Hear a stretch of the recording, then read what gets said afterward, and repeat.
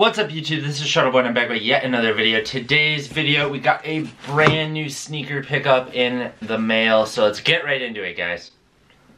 Alright, so, brand new sneaker pickup. As always, you know how much I love sneakers and I just can't get enough, and this sneaker in particular is from a brand I have never tried, so I'm really excited. Since these shoes come out, I've been wanting to get them literally since they came out, and they came out like a year ago. I just never got around to it, but then this ended up going on sale due to Cyber Monday, Black Friday. So I got these for a pretty good steal. I did order this specific pair on Cyber Monday, and this video is probably going up Wednesday. I'm doing this video on Monday, so you can already tell this has taken quite a bit of time to come out. I do know that it's probably, like, I'm 99% sure it's because of the whole Cyber Monday, Black Friday.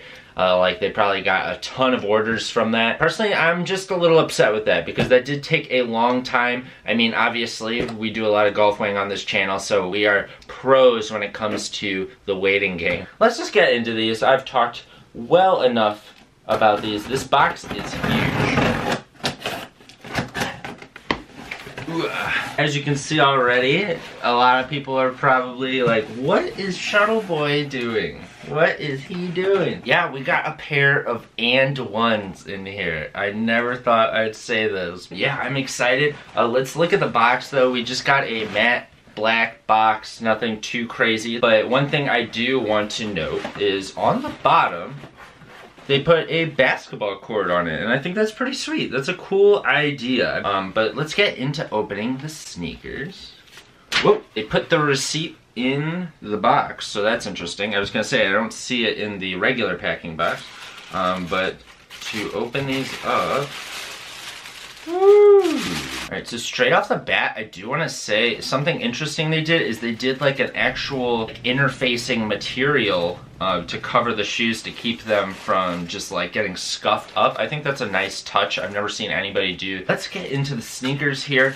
Bang! Bang! These are the And One Tai Chis. Now, a lot of you guys might not know much about this shoe, but back in like the early 2000s period, And One was actually a brand that people really liked. It wasn't known as the Walmart sneaker brand that you guys all know. And One, just kind of like Nike or Vans or any brand, they have different levels of like entry points, I guess you could say. You'll see this with Nike a lot, where you can go to a famous footwear and get Nike shoes for stupid cheap, but those are just kind of their budget models. And they have the higher ups shoes, like the regular shoes you guys know and love, like Nike, like Air Maxes, LeBrons, KDs, stuff like that. You know, those are the pinnacle ones that you'll see on their main website and advertised and such, because those are the big ones they want to sell. But they want to have, every brand wants to have different entry points that, say you're someone that just cannot afford that and that's never going to be attainable for you,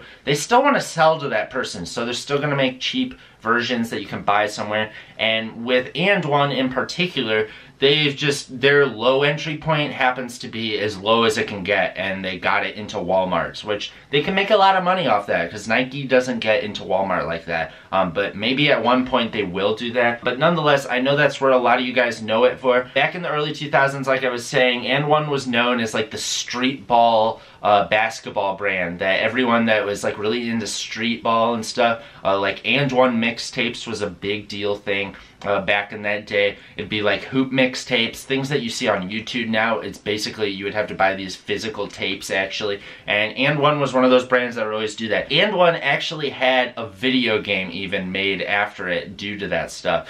Think of like NBA Street, those games, they had a game like that, but it just didn't get as much love as NBA Street.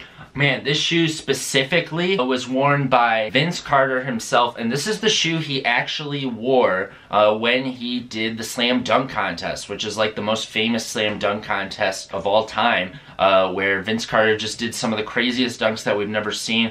He did Between the Legs, was a crazy one, and my favorite personally that he did a couple other ones, but one of my favorites ever was when he dunked it and he put his arm in the hoop, full on forearm inside the hoop when he dunked it, and I thought that was so crazy.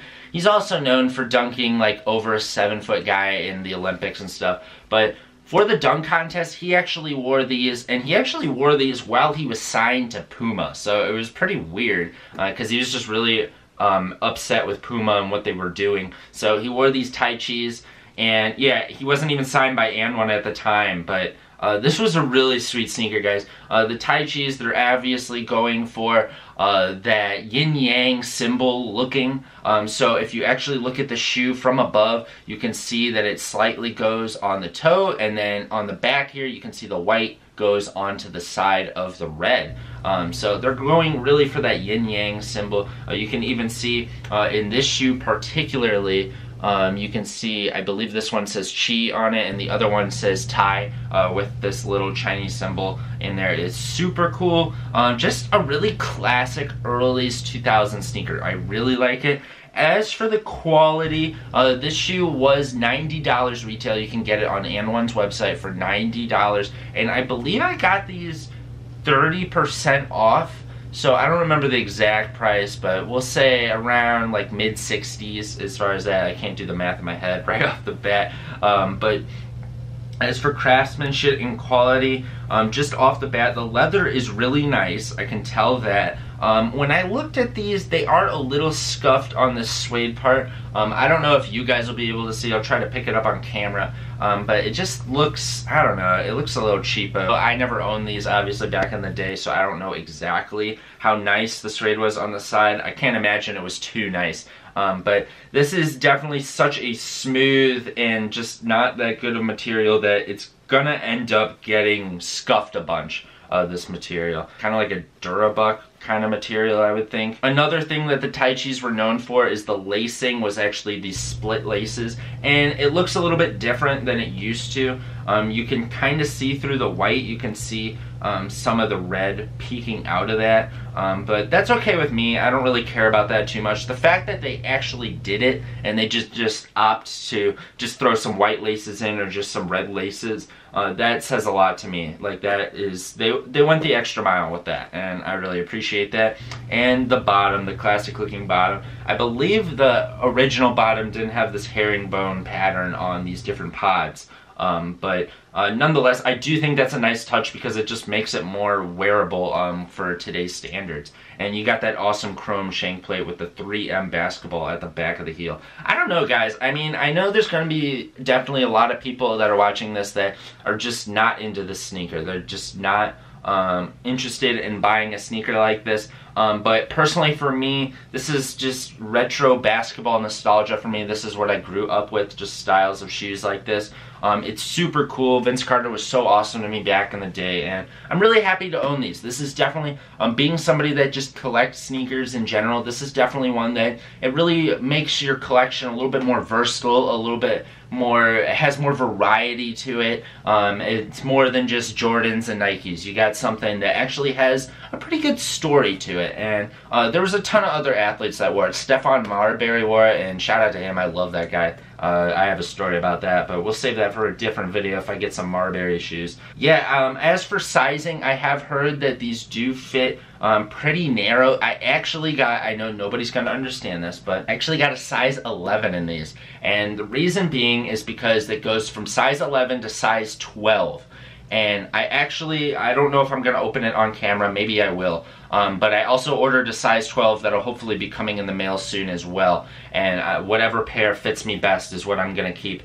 So this is the size 11. Hopefully one of these fits, because if not, I got the size 12 in the mail, but I really wish they had 11 and a half. That's going to conclude the video, guys. Let me know down below what you're thinking of these sneakers. I know this isn't for everyone, but this is definitely a fun sneaker to talk about. Just an interesting story, nonetheless. And please hit that thumbs up button if you enjoyed this video, guys. Please subscribe as well if you haven't already for more golf wing, more sneakers, more clothing, more Shuttleboy. And this is Shuttleboy, guys, and I'm out, guys. Peace.